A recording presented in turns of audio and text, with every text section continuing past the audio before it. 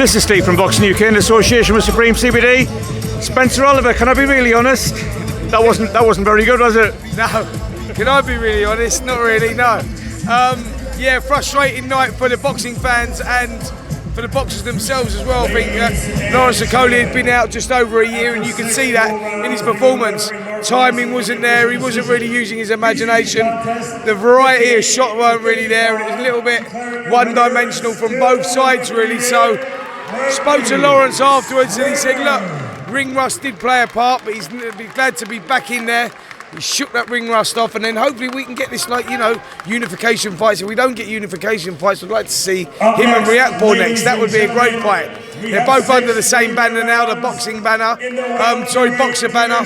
So there's no reason why it can't be made. And that would be a great fight to see. I'd love to see that.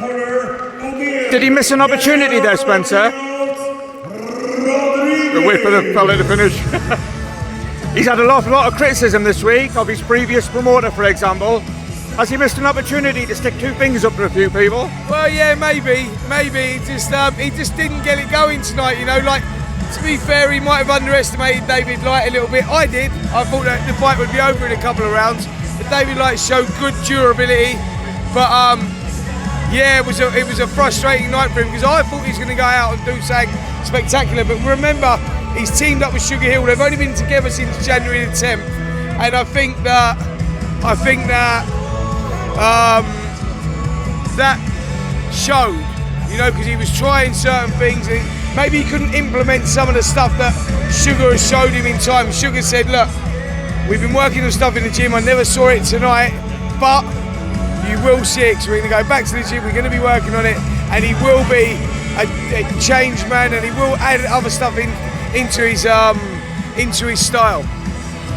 Just a couple of things further afield, Spencer. We saw Kell Brook and Liam Smith sitting next to each other. Is that going to happen? Yeah, you never know, man. I asked Kell that. I said, listen, mate, I see you having a little chat down there. What's that about? He said, why not? You know, if the Conor Benn fight don't happen, if he decides to do whatever he's doing, and you know, if the EUBANK fight doesn't happen for Liam Smith, which we don't know if that's going on at the moment, if them two fights fall through, let's do it, let's make it, let's get it on. Well, you know, I want to come out of retirement, I'm in training again, so I suppose watch this space is something that could happen. Yeah. Does Kell need boxing, do you think? We've seen his troubles away from the ring. Does Kell Brook need boxing? Yeah, he does need boxing, because he needs focus, he needs direction, and I think that's what he struggles with. Mental health is, you know, I hate a lot of people that throw this mental health card around when they haven't got fucking mental health, you know what I mean? Something happens in their life and they go, oh, mental health. You go, no, mate, it is a fucking serious illness, you know, and Kell Brook has suffered with mental health. You can see that. I saw that in one of his interviews before. You can see that his eyes looked like they had died, and I spoke to him personally. He says, Spence, I feel like the fire's gone out. It's like struggling badly with depression. So boxing really is his saviour, and I think that, you know, he's been through what he's been through recently.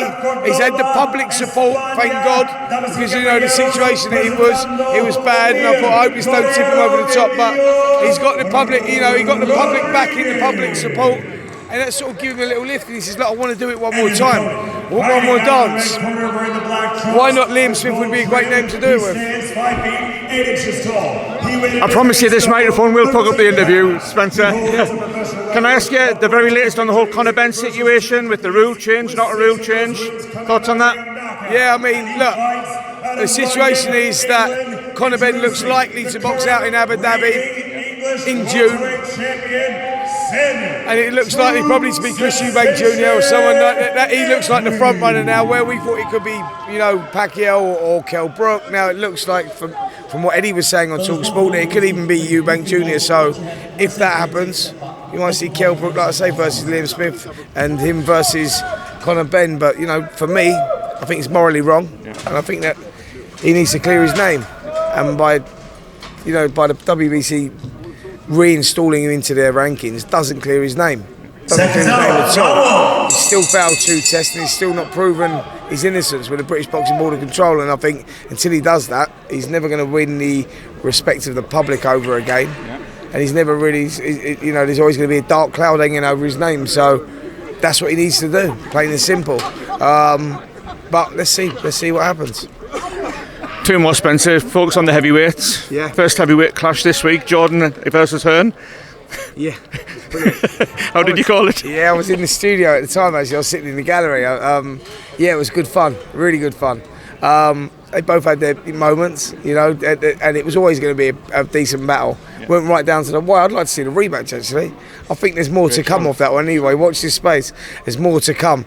Do you know Clifton Mitchell, do you? Oh, no, please don't say Clifton's looking at me. I don't know if anyone's heard of him. He used to box us out. I don't know. I'm in big trouble if Clifton's coming over. He used to be a boxer. I don't know how good he was. I don't know if he was. I don't know what. I'll have to check him out. I'll have to look him up. But someone told me he boxed, I say. Derby champion, I heard. Oh, Derby champion.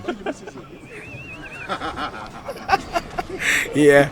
Right. Very last one. If Clifton's on the prowl, USYK Fury. Can I ask you to put your boxing fans hat on, Spencer? Yeah, go on. Where are we going? Boxing's not in the healthiest of place at the moment. I think it's fair to say it. An undisputed heavyweight clash would have been a real tonic. Your thoughts? It's what he's like, you know. I'm going to have to turn the mic round. Yeah, go on. Look. You all right, Clifton? Hi, how are you doing? I'm very well, thank you. Spencer's a very good friend of mine. Let's interview Clifton. Let's do a little Clifton. Let's do a little interview Clifton. Yeah. Clifton, would you like to tell the people, tell the fans, you know, where it all started for you, how it started? You know, go back to the beginning. Did you box as an amateur? Did you box as a pro? Never boxed, mate. What are you talking about? It was a long. I know it was a long time ago. Like I've been punching you out. I've never boxed, mate. I used to play tennis. Is that where I knew you? I knew it was a sport. Yeah, man. Wow. I was like, oh. All right, so was it tennis? Tennis, mate. I'll fucking turn that around then, mate. It's not what I fucking tennis. Go back to your interview now. You can go back to your interview now. Yeah, fucking come on, let's come back anyway. Sorry, mate. I'm sorry about that. I didn't know he was a fucking tennis player. I thought he was a boxer. He's always told me he was a boxer, and I thought because he's big, you know what I mean? He's a boxer, but Jesus, yeah. Well, no, mate. Cause I'm big and white. You can't say that. Yeah. So. USYK Fury, Spencer. USYK Fury. USYK Fury. It's not happening. It's not happening. It's they're moving all the furniture around us, ain't they? Anyway, when's the next tennis match? When is that? Oh, well. Yeah, USYK Fury, look, not happening. Gutted it ain't happening. Undisputed. We wanted it. Last one we got was 1999. Unfortunately, we ain't got this one. Shame, man. You know, I don't know the ins and outs of it all with the contracts, but gutted it ain't happening. Is there somebody to? Sorry, Spencer. Is there somebody to blame? I really don't know because I don't know the ins and outs of it all. You know, like a lot of the public perception is that Fury's made his life very difficult. Alexander Usyk's team said that as well. Wanted too much of the split. Fury's saying, well, that's my value. That's where we're at. Difficult to comment on that, if I'm honest. Yeah. Spencer, I'll leave it there. Steve, I appreciate your time, fella. I'll let you go and make up with Clifton Mitchell. Right, thanks so much. Hey, Clifton, quickly before I go, what tennis titles did you win? You must have been a champion at say. What tennis titles did you win? I didn't actually win it. I was the ball boy. See me, did you? Wimbledon, wasn't it? Yeah, it was like Wimbledon, 1938. I seen it. Yeah, I seen it. Yeah, Wimbledon 38. Yeah, wicked. And I started playing against the wall, you know, against the wall, against the wall, against the wall. That was it. And then from there, me and you had a couple of games, and you beat me, so I had to train a bit harder. And then I thought, you know what, I'll go back to boxing instead. Oh, you did box? Yeah, I did box. I had 48 amateur fights. Wow. Won 46 knockouts. Then I won one. You know what I mean?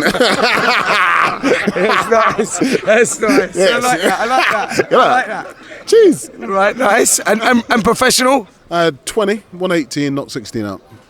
Nice. Not bad, is it? British? British, yeah, I'm British, yeah. Commonwealth? Yeah. Commonwealth? Yeah, Jamaican, yeah. Commonwealth? Yeah, in Jamaica. European? Yeah, near Europe. Yeah, we're in Europe.